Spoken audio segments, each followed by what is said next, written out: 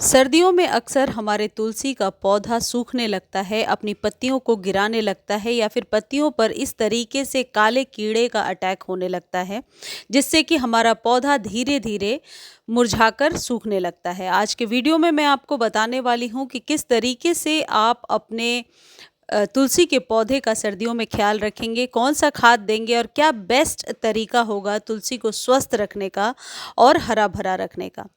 सबसे पहली चीज़ ये है कि तुलसी का पौधा यदि आपके पास पहले से है या न्यू लेकर के आए हैं, आपको नीम की पत्तियों का इस्तेमाल ज़रूर करना है। सर्दियों में तुलसी को सूखने से बचाने का सबसे अच्छा तरीका ये होता है कि नीम की पत्तियों को बॉयल करके और उसके पानी को आप इस्तेमाल करें।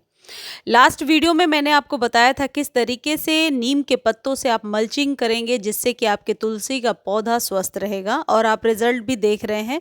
मेरे तुलसी जी की ग्रोथ भी अच्छी हो गई है और पत्तियां भी स्वस्थ हैं। उस वीडियो को यदि आपने नहीं देखा है तो लिंक डिस्क्रिप्शन में दे दूंगी, आप जाकर के देख लीजिए और तुलसी के पौधे में नीम की पत्तियों का इस्तेमाल करना शुरू कीजिए। उसके बाद सेकंड टिप ये है कि तुलसी के पौधे को बहुत ज़्यादा ओस से भी बचाना है और छाया में भी नहीं रखना है। तो यदि पॉसिबल है तो आप एक पतली सी कोई चादर सी चीज़ इनके ऊपर से अभी आप ओढ़ा दीजिए, जिससे कि ओस से आपका पौधा बचा रहेगा, ठंडी हवाओं से भी बचा रहेगा। यदि आप अपने पौधे में डेली वाटरिंग करते हैं और बहुत भर भर कर पानी देते हैं और मिट्टी कभी सूखती नहीं है, तो ये एक रीज़न हो सकता है कि तुलसी की पत्तियां जो हैं मुरझा कर गिरने लगें। अब चूंकि पत्तियों से जो पौधे होते हैं वो प्रकाश संश्लेषण की क्रिया करते हैं, तो यहाँ पर बहुत ही सिंपल एक तरीका यह है कि यदि सारी पत्तियां गिर ही जाएंगी तो पौधा अपने आप ही मरने लगेगा, क्योंकि वह प्रकाश संश्लेषण की क्रिया नहीं कर पाएगा। तो पानी का कुछ इस तरीके से ध्यान रखें कि मिट्टी मॉइस्ट तो रहे, बहुत ज़्यादा ड्राई ना हो, लेकिन कीचड़ सी मिट्टी ना हो। इसके लिए बहुत ज़रूरी है कि जो सॉइल मीडिया है वो बहुत अच्छी बनी रहे, यानी कि 40% गार्डन सॉइल में 30% सैंड और बाकी के रेशियो में कोई भी कंपोस्ट मिला करके आप अपने पौधे की मिट्टी तैयार कीजिए। इस तरीके की वेल ड्रेन मिट्टी में कभी पानी खड़ा नहीं होता। जैसे कि आप मेरे पौधे की मिट्टी देख रहे हैं, ये मॉइस्ट तो है लेकिन कीचड़ सी गीली नहीं है। अब अगली टिप ये है कि ये जो मंजरियाँ आपको मेरे हाथ में दिख रही हैं, यदि आपके भी तुलसी के पौधे में मंजरियाँ निकल आई हैं तो अभी सर्दियों में आप उन मंजरियों को हटा लीजिए। तोड़ने के पहले प्रणाम कीजिए और नाखून से बिल्कुल भी ना तोड़ें। धीरे से आप या तो सीज़र की सहायता से, वैसे कई लोग कहते हैं कि सीज़र्स नहीं लगाते हैं, लेकिन सीज़र्स के बिना पॉसिबल नहीं होगा, क्योंकि स्टेम यदि मोटी हो जाती है तो बिल्कुल आप कह सकते हैं कि नाखून से भी तोड़ना संभव नहीं हो पाता है। तो सीज़र्स की सहायता से आप उसे तोड़ लीजिए और उन मंजरियों को फेंके ना, उन्हें आप वापस मिट्टी में डाल दीजिए, जिससे देखेंगे कि नई ग्रोथ कुछ दिनों में वहाँ से होने लगी है। यदि मंजरियाँ अभी ग्रीन है, जैसे मेरे इस पौधे की मंजरी अभी ग्रीन है, तब भी आप इसे हटा सकते हैं यदि आपको बीज नहीं बनाना है।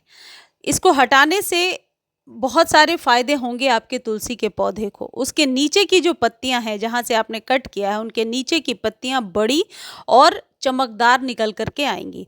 अब जिनके पौधे में ये समस्या है कि पत्तियां बहुत सिकुड़ी हुई छोटी-छोटी सी निकल के आती हैं, तो ये एक सिंपल सा प्रोसेस करके देखें। ऊपर के 1 इंच की जो स्टेम है उसे आप हटा दीजिए, तो नीचे वाली स्टेम अपने आप ही स्वस्थ हो जाती है।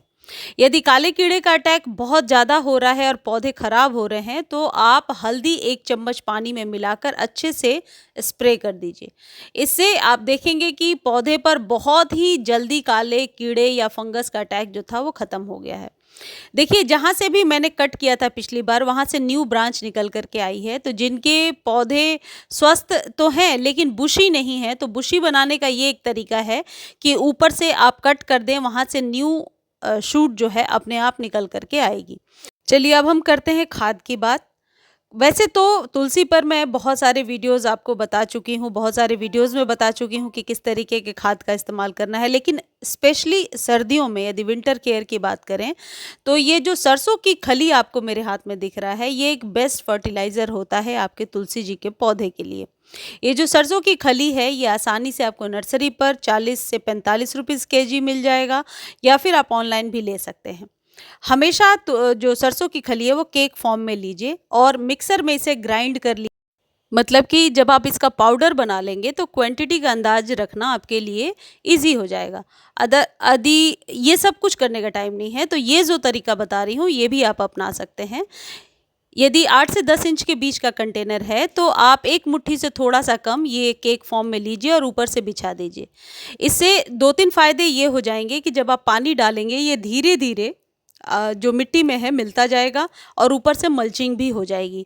सर्दियों में जब हम पौधे की मल्चिंग करते हैं तो पौधा बहुत ज़्यादा स्वस्थ रहता है। मल्चिंग कहने का मतलब होता है कि मिट्टी को ढक कर के रखना ताकि रूट्स को थोड़ी स्ट्रॉन्ग पावर मिलती रहे। आप अपने तुलसी के पौधे को अभी धूप में ही रहने दीजिए और यदि आपके पास जगह है कहीं शेड में रख सकते हैं तो शेड में रखने के लिए कोई प्रॉब्लम नहीं है, लेकिन धूप बहुत ज़रूरी है। कई बार हम ओस से बचाने के लिए बहुत अंदर शेड में रख देते हैं और धूप बिल्कुल भी नहीं मिलती है, तब भी पौधा खराब हो जाता है। लेकिन लास्ट ईयर मैंने ये देखा कि ओपन में ही मैंने पौधे को रखा था, पौधे को ढक दिया था और धूप प्रॉपर मिलती रही और पौधा स्वस्थ रहा।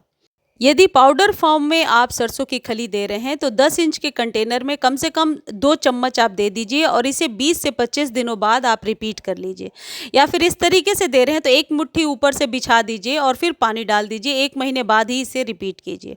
यदि आपके पास सरसों की खली नहीं है तो इस जगह पे गाय के गोबर वाली खाद जो अक्सर मैं बताती हूँ, यानी एक उपले को पानी में भिगोइए रात भर और अगले दिन उसके पानी को यूज़ कर लीजिए। उपले को वापस रख दीजिए और 10-15 दिनों बाद फिर से उसी उपले को यूज़ कर लीजिए।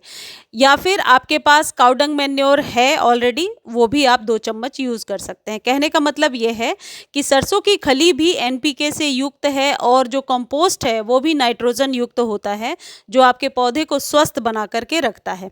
आप हल्की ट्रिमिंग कर सकते हैं और काले कीड़े से छुटकारा पाने के लिए जैसा मैंने शुरू में बताया, हल्दी वाला उपाय कीजिए या फिर कोई फंजीसाइड है आपके पास, वो भी 1 चम्मच पानी में भिगो करके दे सकते हैं। जब आप तुलसी के पौधे की जो मिट्टी है वो स्ट्रांग होती है तो इस पर ज़्यादा कीड़ों का अटैक नहीं होता है। पत्तियों को बड़ा और चमकदार और बुशी बनाने का जो तरीका बताया है वो भी आप अपना करके देखें, यानी ऊपर से 4 जो पत्तियां हटानी है और नीचे वाली पत्ती अपने आप ही बुशी होती जाएगी। इस तरीके से ये एक कंप्लीट केयर होता है तुलसी जी के पौधे को बुशी कैसे बनाना है, कीड़े से छुटकारा कैसे पाना है और पौधे को स्वस्थ कैसे लेना है और ग्रोथ भी कैसे बरकरार रखनी है। ये एक खाद आपके तुलसी जी के पौधे की सारी समस्या का समाधान करेगा। मुझे उम्मीद है जानकारी आपको अच्छी लगी होगी। जानकारी अच्छी लगती है तो चैनल को लाइक, शेयर और सब्सक्राइब ज़रूर से ज़रूर कर दिया करें। धन्यवाद।